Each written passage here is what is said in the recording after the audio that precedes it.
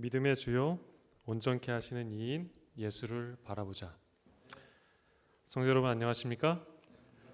오늘 저는 하나님께 나아가는 삶, 기도의 자리를 마련하라 라는 제목을 가지고 오늘 함께 성경에 있는 말씀을 함께 살펴보고자 합니다.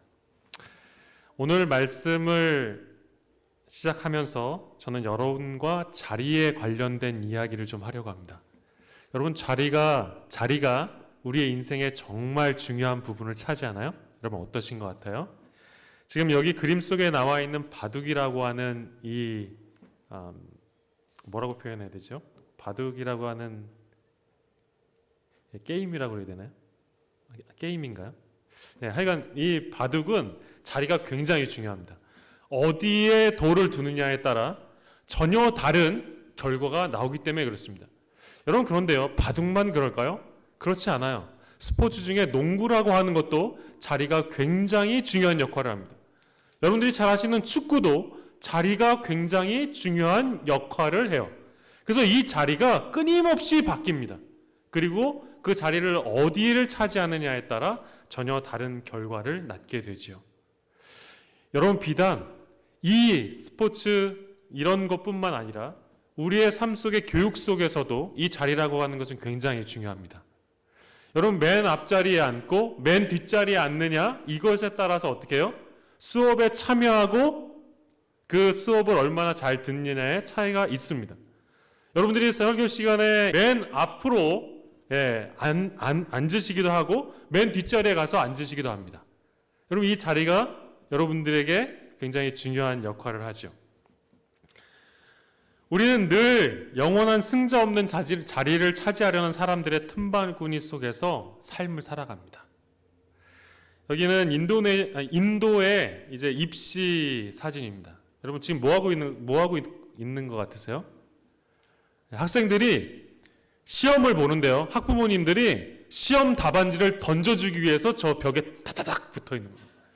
왜요? 자신의 자녀가 이 대학에 들어가서 좋은 자리를 차지하고 뭐 하게 되는 걸 원해요?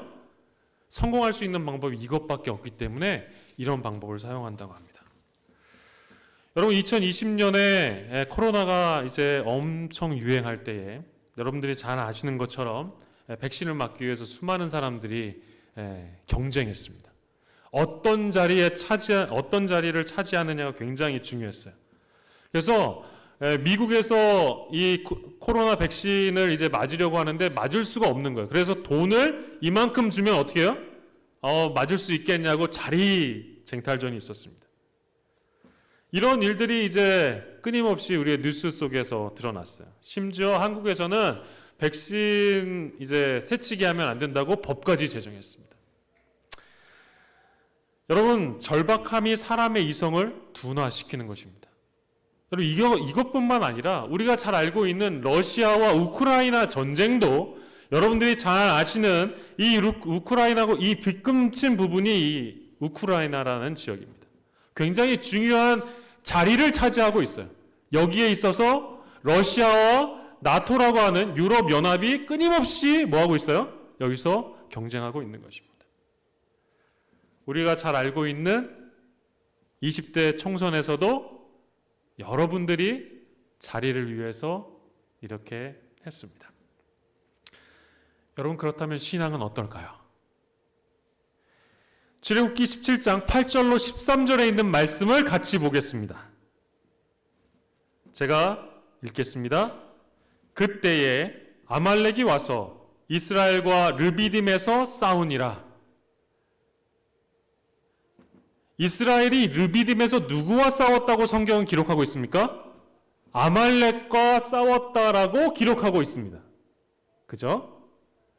모세가 여호수아에게 이르되 우리를 위하여 사람들을 택하여 나가서 아말렉과 싸우라. 내일 내가 하나님의 지팡이를 손에 잡고 산 꼭대기에 서리라. 여호와가 모세의 말대로 행하여 아말렉과 싸우고 모세와 아론과 홀은 산 꼭대기에 올라가서 모세가 손을 들면 이스라엘이 뭐예요? 이기고 손을 내리면 아말렉이 이기더니 모세의 팔이 피곤함에 그들이 돌을 가져다가 모세의 아래 놓아 그가 그 위에 앉게 하고 아론과 홀이 한 사람은 이쪽에서 한 사람은 저쪽에서 모세의 손을 붙들어 올리더니 같이 함께 읽겠습니다. 시작.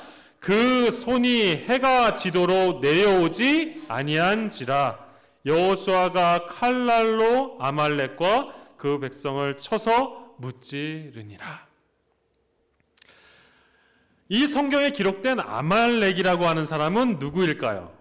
이 아말렉이라고 하는 이 사람은 야곱의 7쌍둥이인 형인 에서의 아들인 엘리바스의 아들이었습니다. 여기 성경에 보면 에돔이라고도 하고 누구라고 해요? 에돔이라고 하는 에서라고 기록되어 있습니다. 그러니까 에돔과 에서는 뭐예요? 같은 사람입니다. 그러니 이 에서는 에서의 아들 엘리바스의 첫 딥나의 아들이 누구래요? 아말렉인 것입니다. 그러니까 에서의 후손이 누구예요? 이 아말렉 사람들이었다라는 것을 알 수 있습니다. 에서의 자손 가운데 족장들은 다음과 같이 뭐예요? 다음과 같습니다. 에서의 장남 엘리바스의 아들인 데만, 오말, 스보, 그나스, 고라, 가담, 아말렉은 에돔 땅의 엘리바스에게서 나온 족장이며 아들은 에서의 아내 마다의 손자들이었다라고 성경에 기록되어 있습니다. 창세기 36장 15절로 16절에 기록되어 있죠. 이 사람들은 매우 호전적인 사람이었습니다. 이 아말렉이란 말이 호전적이라는 말입니다. 그들이 민수기 13장 39절에 보면 남방 땅에 거했다라고 기록합니다. 그런데 이때 아말렉이 이스라엘을 공격한 것은 단순한 약탈의 목적이 아니었음을 우리는 발견하게 되는 것입니다. 부저선지자 아래에 있는 부저선지자 300페이지에 있는 글을 같이 함께 읽겠습니다. 시작. 아말렉 사람들이 하나님의 성품과 그분의 주권에 대하여 모르는 바가 아니었다. 이 사람들이 누구를 알고 있었대요? 하나님을 분명히 알고 있었다라고 이 성경을 깊이 주석한 한 그리스도인은 이렇게 기록하고 있는 것입니다. 그런데도 그들은 그분 앞에서 두려워하는 대신에 그분의 능력에 뭐한 거예요? 도전했다라고 기록하고 있습니다. 그들이 하나님의 백성을 멸하려 한 것은 그분에 대한 그들의 증오와 도전을 나타내기 위한 것이었다라고 분명히 기록하고 있는 것입니다. 그리고 그들은 어디서 싸웠어요? 르비딤에서 싸운 것이지요. 하나님의 말씀 안에서 에서가 온전히 서 있었더라면 그의 민족과 이스라엘 백성들의 관계는 어땠을까요? 아말렉 자손이 이스라엘과 싸우는 일은 없었을 것입니다. 그러나 그들이 하나님께 대한 도전 의식을 갖고 있었고 그것은 그대로 어떻게 해요? 증오와 멸시로 이스라엘 백성들에게 다가왔던 것입니다. 그래서 성경은 이스라엘 백성들과 아말렉이 싸웠다라고 기록하고 있는 것이죠.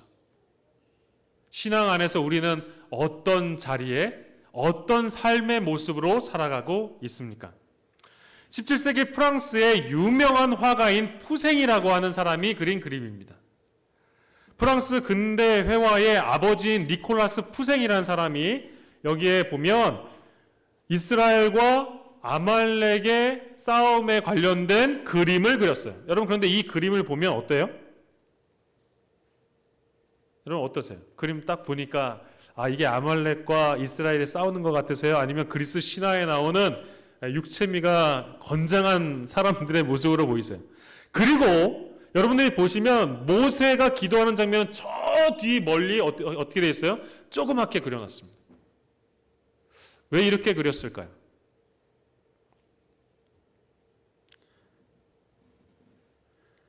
고전주의 화가답게 그는 이 출애굽기 17장 18절로 16절에 나오는 아말렉의 전투를 그렸는데요. 그것이 그 시대의 그의 생각을 그대로 반영했습니다. 다시 말해 여기에 가장 중요한 부분은 사람이 뭐 하는 거예요? 싸우는 것을 중요하게 둔 것입니다. 여러분 과연 그럴까요? 여러분 우리가 이 사실을 통해서 반드시 기억해야 할 것입니다. 있습니다. 여기 보시면 푸른 망토를 이제 두르고 있는 사람이 누구냐면 여호수아예요. 여호수아가 투구를 썼는데 어떤 투구를 썼어요? 그리스 신화에 나오는 그 멋들어진 투구를 썼습니다. 여러분 과연 우리가 이것을 바라보는 그리고 이 말씀에 성경을 읽는 독자로서 우리의 고민은 말씀에 기록되었지만 이 말씀이 정작 나의 현실에서 어떻게 적용되어야 하는가가 정말 중요하다라는 것입니다. 오늘 우리는 이 말씀의 두 가지 교훈을 함께 살펴보기를 원합니다.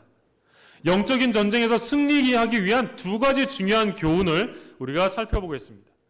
첫 번째 중요한 교훈은 이것입니다. 같이 한번 읽을까요? 시작! 현장의 자리와 기도의 자리를 동시에 뭐 하라는 거예요? 붙잡으라는 것이 이 성경 말씀을 기록한 중요한 이유입니다. 두 번째는 같이 읽겠습니다. 시작! 전쟁의 승패는 현장의 자리가 아닌 무엇이 중요해요? 기도의 자리에 있다. 이것을 인식하는 것이 우리의 삶에 정말 중요하다는 것입니다. 그렇다면 우리가 함께 살펴볼까요? 첫 번째, 현장의 자리와 기도의 자리를 동시에 붙잡는다는 것은 무엇을 의미하는 걸까요? 출애굽기 17장 9절에 있는 말씀은 이렇게 기록합니다. 모세가 여호수아에게 이르되 우리를 위하여 사람들을 택하여 나가사 뭐 하래요? 아말렉과 싸우라. 내일 내가 하나님의 지팡이에 손을 잡고 뭐 한대요? 산꼭대기에 서겠다라고 기록하고 있습니다. 많은 사람들은 이 성경에 있는 말씀을 읽으면서 산꼭대기에 올라가서 뭐 하고 있어요? 하나님의 지팡이를 손에 잡고 산꼭대기에 올라갔다라고 기록되어 있기 때문에 모세가 그냥 산에 올라가서 뭐 하고 있다고 그래요? 지팡이 들고 있다고 합니다. 여러분 뭐 하고 있었을 것 같으세요? 여러분 이 설교에 대해서 많이 들으셨을 것입니다. 모세가 산에 올라가서 지팡이를 들고 뭐 하고 있었을 것 같으세요? 예, 많은 사람들이 기도라고 얘기합니다. 근데 성경에는 기도했다라고 표현되어 있지 않아요. 그리고 뭐 하고 있다고 표현되어 있어요? 하나님의 지팡이를 들고 뭐 하고 있다고 그래요? 서서 있었다라고 기록합니다. 그래서 많은 사람들이 이걸 기도와 연결시키려고 합니다. 여러분 놀라운 사실은 하나님의 명령이에요. 하나님이 명령하셨어요. 이렇게 하라고 하셨기 때문에 모세는 이렇게 한 것입니다. 여러분 근데 분명히 기억할 것이 있습니다. 여러분 이 일이 있기 전에 어떤 일이 있었는지 여러분들이 잘 생각해 보세요. 이 르비딤에서 아말렉과 싸우기 전에 이 모세와 이스라엘 백성들은 이 광야에서 무엇을 먹었냐면 만나를 먹었습니다. 하나님께서 주시는 매우 중요한 만나를 육체적 영적인 양식을 그들이 충분히 섭취했어요. 그리고서 그 다음에 그들이 무슨 일을 행하게 되냐면 반석에 물을 내셔 하나님께서 반석에 물을 내셔서 뭐 하세요? 그 물을 충분히 마셨습니다. 이들이 영적으로 충분히 먹고 마신 후에 뭐가 일어났어요? 이 전쟁이 일어난 것입니다. 여러분 그러면 잘 생각해 보세요. 하나님께서 만나를 내셔서 그들의 문제를 해결하셨습니다. 물을 내셔서 그들의 문제를 또한 뭐 하셨어요? 해결하셨어요. 그렇다면 이 전쟁마저도 누가 개입하셨어야 정당합니까? 하나님이 개입하셨어야 정당합니다. 하나님께서 분명히 해결하실 필요가 있었어요. 굳이 이렇게 싸울 필요가 없는 전쟁이었습니다. 이 시기에 하나님께서 이스라엘 백성들에게 만나를 주시고 물을 주셨기 때문에 이 백성들은 풍족하게 먹고 마셨습니다. 그러니 이 전쟁마저도 뭐 하면 돼요? 하나님께서 해결해 주시면 정말 모든 게 해결되는 금상첨화와 같은 시간이었습니다. 모든 정황상 하나님께서 뭐 할 만 하셨어요? 책임질만 하셨습니다. 그런데 왜 이런 명령을 내리신 것일까요? 그래서 이 말씀을 우리가 좀 자세히 살펴볼 필요가 있습니다. 모세가 여호수아에게 이르되 우리를 위하여 사람들을 택하여 나가서 아말렉과 싸우라. 내일 내가 하나님의 지팡이를 손에 잡고 산꼭대기에 서리라. 왜 이런 문제가 일어났을까? 왜 그들은 아말렉과 싸워야만 했을까요? 우리의 삶의 문제를 우리는 어떻게 바라보아야 하는지 우리는 이 부조와 선지자라고 하는 글에서 좀 살펴볼 필요가 있습니다. 왜 이런 일이 발생했는가? 여기에 있는 말씀은 이렇게 기록합니다. 그분에 대한 그들의 불평 때문에 여호와께서는 그들이 원수로부터 공격당하도록 허용하셨다. 여러분, 아말렉과 전투하게 된 배경은 무엇 때문에 그래요? 그들이 불평했다는 것입니다. 참 신기합니다. 여러분들이 잘 아시는 것처럼 이스라엘 백성들은 만나도 먹었고요, 그리고 물도 마셨습니다. 그래서 걱정할 것이 아무것도 없었음에도 불구하고 이 성경의 말씀을 깊이 주석한 한 그리스도인은 이 이스라엘 백성들이 하나님에 대해 뭐 했다라고 기록하고 있어요? 불평하였다라고 기록하고 있는 것입니다. 여러분, 그들이 영적으로 그리고 육적으로 충분히 먹고 마셨음에도 불구하고 그들의 마음속에 뭐가 있었대요? 불평이라고 하는 것이 존재했다라는 것을 우리는 여기서 발견할 수 있습니다. 여러분, 우리의 불평은요, 힘들고 어려울 때 일어나는 것이 아니라 어떨 때도 일어날 수 있다는 거예요. 평안하고 영적으로 충만하다고 느낄 때도 우리가 하나님께 불평할 수 있다는 것을 반드시 기억해야 합니다. 우리는 그래서 예수 그리스도가 필요한 존재임을 다시 한번 인식하고 이 말씀 앞에 겸손히 무릎 꿇고 이 말씀을 살펴보아야 하는 것이죠.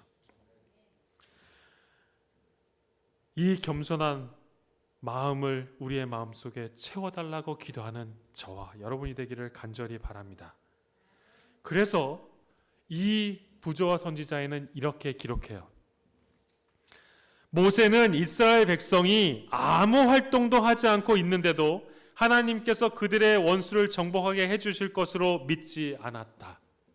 여러분, 모세만 뭐하고 있었어요? 하나님께서 우리와 함께 하신다는 것을 분명히 믿고 있었던 것 같습니다. 위대한 지도자가 여호와께 탄원하고 있는 동안 여호수아와 그를 따르는 용감한 자들은 이스라엘 백성들과 하나님의 원수들을 격퇴하기 위하여 최대의 노력을 기울이고 있었다. 모세가 뭐하고 있었어요? 하나님께 탄원하고 있었다라고 이 성경을 깊이 주석한 그리스도인은 우리들에게 이야기하고 있는 것입니다.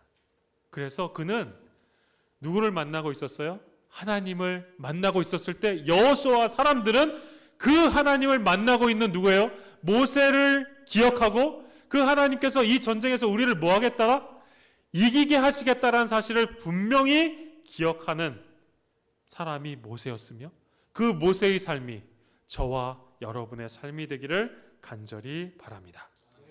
물을 내기 위해 모세가 그 반석에 섰을 때 모세 위에 여호와의 영광의 구름이 있었습니다. 여러분, 모세가 반석에 물을 딱 쳤어요. 그러니까 어떻게 돼요? 물이 쫙 나옵니다. 그러니까 사람들이 환호했어요. 그런데 그 순간 그 반석 위에 누가 계셨대요? 하나님의 영광의 구름이 그 모세가 그 친 반석 위에 있었다라고 기록하고 있는 것입니다. 여러분, 이 성경에서 우리가 주목해야 할 가장 중요한 사실입니다.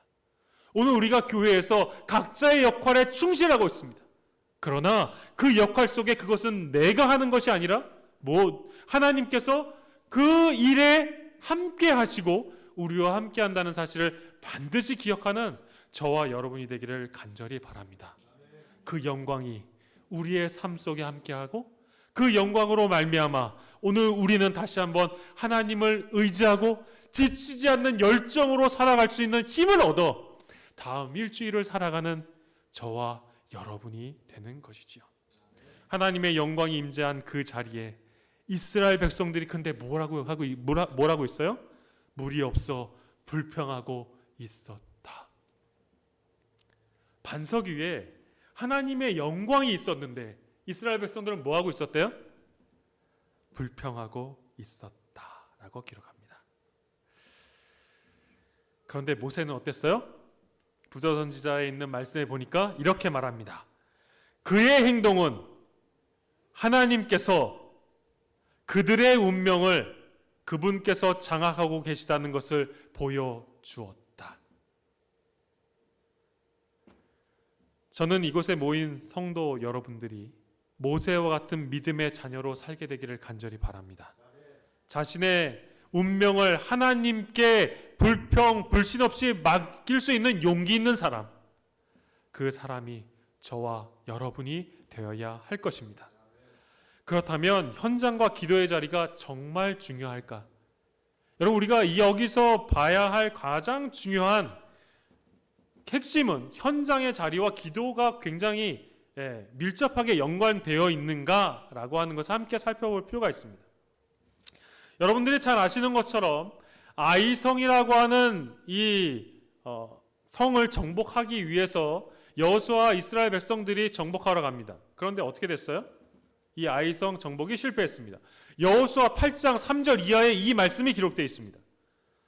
그런데 이 실패의 원인에 대하여 부조 선지자는 이렇게 기록했어요. 하나님께서 그들을 위하여 이루신 여리고성의 대승리는 이스라엘 백성들에게 자만심을 가지게 하였다. 그리고 이 자만심으로 인해 그들은 어떻게 해요? 하나님의 허락하심과는 상관없이 그것을 뭐예요? 치기 위하여 나아갔다라고 표현하고 있는 것입니다. 빨간 글씨를 같이 한번 읽어볼까요? 시작. 하나님의 도우심만이 그들에게 성공을 줄 수 있다는 사실을 또 잊어버렸다. 여호수아까지도 하나님의 뜻을 묻지 않고 아이성을 정복할 계획을 세웠다. 그들이 하나님의 명령으로 가나안 땅에 들어가기 위해서는 어디에 가야 했어요? 아이성에 분명히 가야 했습니다. 그래서 그들은 하나님의 명령에 따라 어디에 있었어요? 현장에 있었습니다. 그런데 그 현장의 자리에 뭐 했대요? 하나님의 허락하심 없이, 하나님께 기도 없이 그들이 그 자리에 있었다라고 기록합니다. 두 번째 중요한 사실입니다. 베드로와 제자들이 부인했어요. 마태복음 26장에 보면 겟세마네 동산에서 예수님과 제자들이 함께 기도합니다. 그리고 그 기도 이후에 어떻게 돼요? 예수님께서 십자가에 달려 돌아가십니다. 그런데 이 상황에 대하여 달려 돌아가실 때에 이 베드로가 그 예수님께서 십자가에 달려 돌아가시는 그 장면을 이제 목격하기 전에 여러분 재판받을 때 이 베드로가 그 자리에 있었습니다. 여러분, 그런데 이 베드로가 어떻게 했어요? 예수님을 부인해 버립니다. 그 현장에 함께 있었음에도 불구하고 그가 왜 부인했을까요?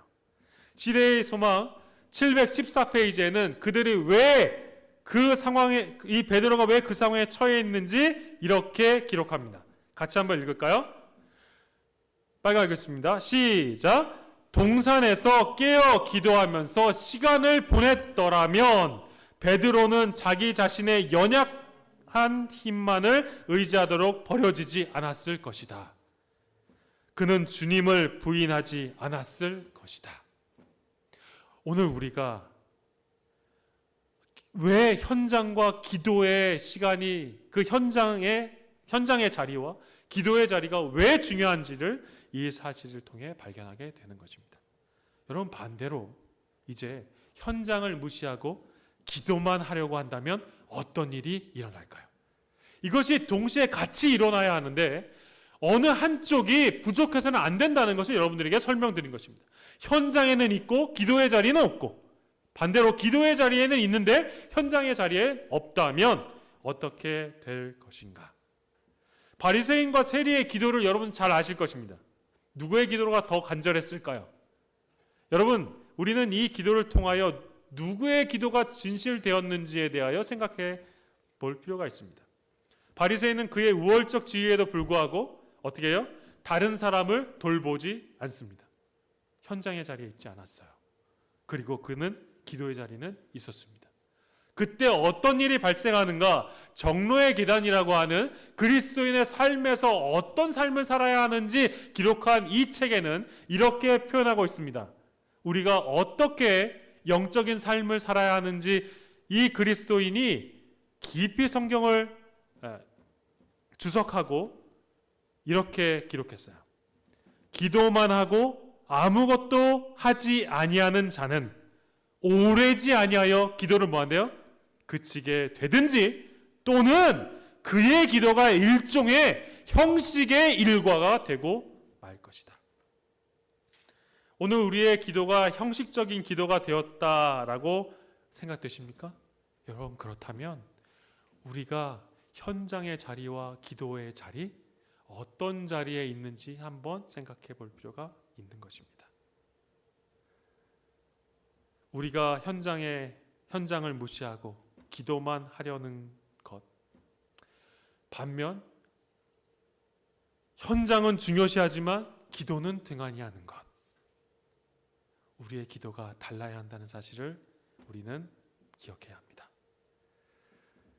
같이 읽겠습니다. 시작. 사람이 사회생활에서 떠나서 그리스도의 의무와 십자가를 지는 일의 범위를 벗어날 때에, 또는 다른 사람이 저희를 위하여 열성으로 일하신 구주를 위하여 열심으로 일하기를 그치는 때에 그 사람은 기도의 제목을 잃어버리게 되고 기도할 자극을 받지 못하게 되는 것이다.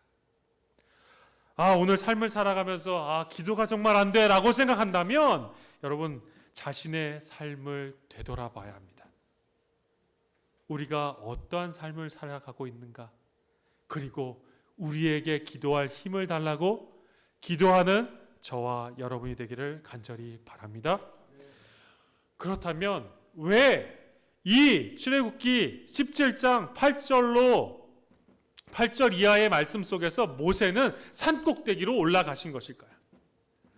산꼭대기에서 기도한 이유는 전쟁의 현장을 보면서 뭐 하겠다는 거예요?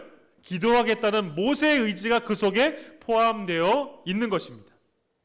전쟁의 승패가 기도의 자리에 있다는 것을 우리는 이 산꼭대기에 올라간 모세의 모습을 통해 발견할 수 있는 것이죠. 출애굽기 17장 11절에 있는 말씀입니다. 모세가 손을 들면 뭐였어요? 이스라엘이 이기고 손을 내리면 아말렉이 이겼다. 그런데 이 손에는 뭐가 들려져 있었어요? 성경에 보니까 하나님의 지팡이를 들고 있었어요. 그냥 손만 들고 있었던 것이 아니라 하나님의 지팡이를 들고 있었어요. 그러니 모세가 손을 들고 있었을 때 이것이 쉬운 일이었을까요? 어려운 일이었을까요? 어려운 일이었습니다. 여러분, 전투가 1시간, 한 30분 만에 끝내자 하면 30분 만에 끝나나요? 1시간 만에 끝나자 그러면 1시간 만에 끝나나요? 전투는 끊임없이 이루어집니다.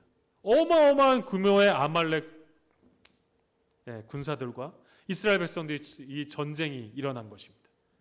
하루 종일 이 지팡이를 들고 있는다는 것은 굉장히 어려운 일이었어요. 근데 그가 지팡이를 들고 있으면서 뭐 했다고 기록하고 있습니까? 하나님께 탄원했다라고 한 그리스도인이 이 성경 말씀을 주석했어요. 하나님께 탄원했다는 것은 하나님께 뭐 했다는 거예요? 기도했다는 것입니다. 하나님을 만나고 그 현장의 자리에서 그가 기도했었다는 것을 우리는 발견하게 되는 것입니다. 여기서 중요한 사실은 전쟁의 승패는 현장의 자리가 아닌 기도의 자리에 있다는 것이죠. 부조와 선지자에게 보면은 이렇게 기록하고 있습니다. 생사고락의 위험한 상황 속에서 모세는 그 현장에 있는 사람들을 위해 어떤 기도를 드렸을까요? 그가 손이 내려가면 이스라엘 백성들이 막 밀리기 시작하는 것을 그가 보는 것입니다. 손을 들면 어떻게 해요? 그가 이기는 모습을 보는 것입니다. 이기는 모습을 보니까 모세가 신났을까요? 아말렉 사람들이 막 이렇게 막 밀려서 다 이제 죽어갑니다. 그걸 보면서 모세가 우와, 드디어 이스라엘 백성들이 이기는구나, 와, 내 기도가 들어지네, 그러면서 기뻐했을까요? 여러분, 어떤 기도를 그가 드렸을까요? 우리가 이 성경에 있는 말씀만 보면 모세가 손을 드니까 이겼어요. 그러니까 어때요? 이긴 거에 포커스를 맞춥니다. 그러니 뭐 어떻습니까? 이긴 거? 이기면 좋죠. 당연히 이겨야겠죠. 그런데 저는 여러분들에게 질문 드리는 것입니다. 모세가 과연 어떤 기도를 드렸을까? 그의 기도의 응답이 목도되는 순간 그는 어떤 심정이었을까? 중요한 것은 이 상황이 우리의 기도의 일반적인 모습은 아닙니다. 그러나 중요한 영적 교훈을 우리들에게 제공하지요. 부조의 선지자에 보니까 이렇게 기록했어요. 모세가 손을 하늘로 뻗고 히브리 사람들을 위하여 중재하고 있는 동안, 여기에는 아말렉을 이겨서 기뻤다라고 표현하지 않고 뭐라고 표현되어 있어요? 이스라엘과 하나님 사이에서 모세가 뭐하고 있었대요? 중재하고 있었대요. 마치 예수님께서 이 죄 가운데 빠져있는 저희들을 위하여 하나님과 인간 사이에서 뭐하고 계세요? 중보하시고 있는 것처럼 모세가 그렇게 기도했다라고 이 증언의 말씀은 우리들에게 기록하고 있는 것입니다. 오늘 우리의 기도가 하나님과 나 사이의 관계를 다시 한번 돌아보는 주님의 자녀들이 되기를 간절히 바랍니다.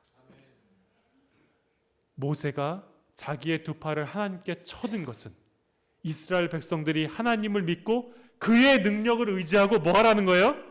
그의 보좌를 찬양할 때에는 하나님께서 그들을 위하여 싸우시고 저희의 원수를 항복시킨다는 것을 뭐예요? 가르치신 것이다.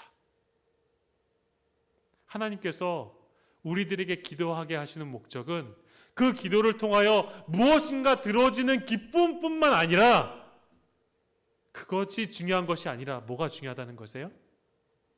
하나님을 믿고 그 능력을 의지하고 그의 보좌를 찬양할 때에 하나님께서 누구와 함께 하신대요?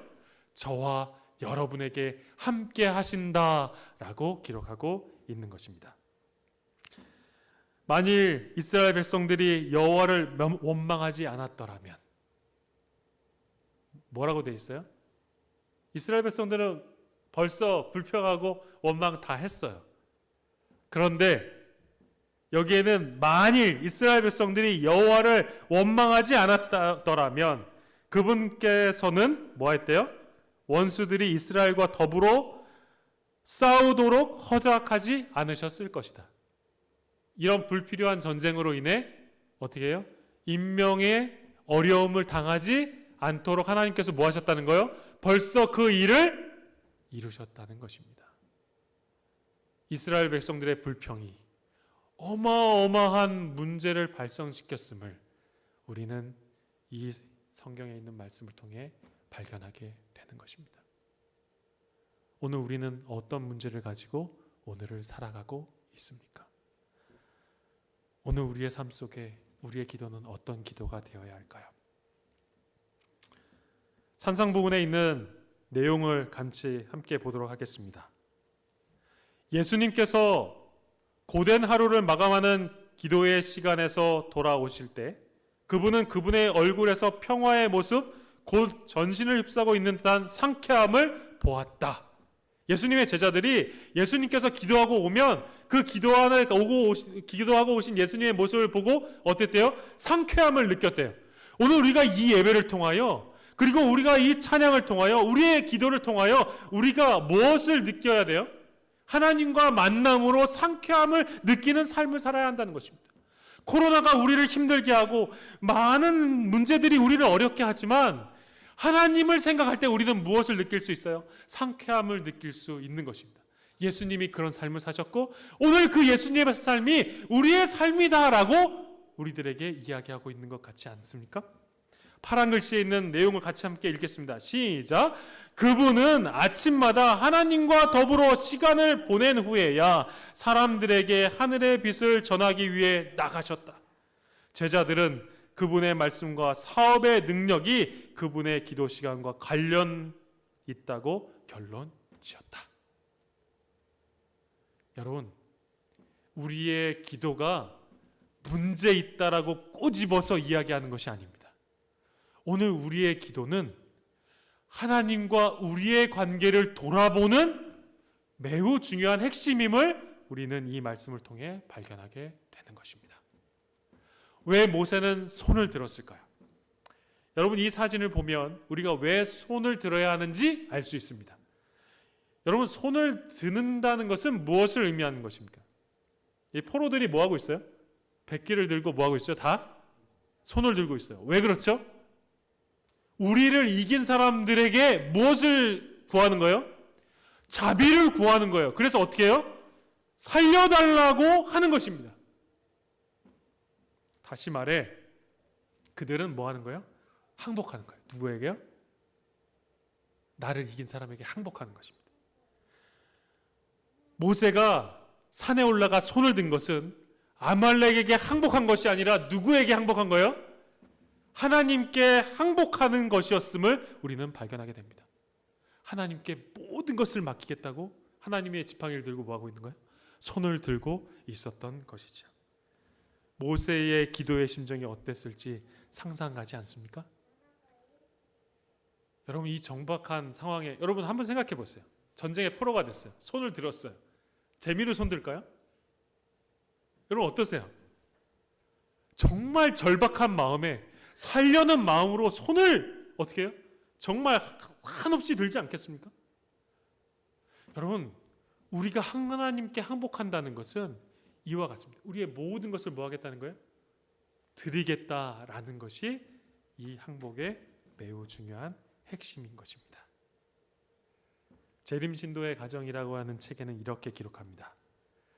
그의 뜻을 행하는 방법을 알게 되도록 성실한 마음으로 조용한 기도를 드리면서 언제나 또 어디서나 누구를 쳐다보래요? 예수님을 쳐다보라. 우리의 기도는 누구를 쳐다보는 거예요? 예수님을 쳐다보는 거예요. 그리하면 원수가 홍수처럼 그대를 엄습할 때 주의 성령이 원수를 대항하여 우리를 위하여 가치를 높이 드실 것이다. 이 사실을 믿음으로 기도하는 것, 이 사실을 믿기로 선택하고 기도하는 것, 그리고 그 기도를 행동으로 나타나는 사람들에게 하나님께서 이 축복을 주신다라고 우리들에게 기록하고 있는 것입니다. 그대가 거의 항복하려고 할 때, 같이 읽어보겠습니다. 시작. 그대가 거의 항복하려고 할 때, 인내력과 자제를 이뤄갈 때, 힘이 들고 독선을 퍼부려고 할 때, 결점을 찾고 비난하려고 할 때, 이때가 바로 그대에게 있어서 기도를 하늘로 보내야 할 때이다. 우리가 넘어지고 쓰러질 때마다 우리는 뭐 해야 돼요? 우리의 기도의 자리로 돌아가야 합니다. 기도의 자리를 마련하여 그곳에서 기도하고 주님의 귀한 사랑 안에 우리의 손을 펼쳐 예수 그리스도를 품에 안을 수 있는 저와 여러분이 되는 것입니다. 그것이 모세가 손을 벌려 기도했던 기도요, 오늘 우리가 하나님께 항복하고 하나님께 나아가는 기도임을 반드시 기억하게 되기를 간절히 바랍니다. 예수님께서 그런 삶을 사셨고 모세가 그런 삶을 살았고 오늘 우리도 그런 삶을 살 수 있는 기회를 주신 하나님께 감사드리며 오늘 말씀을 마치겠습니다.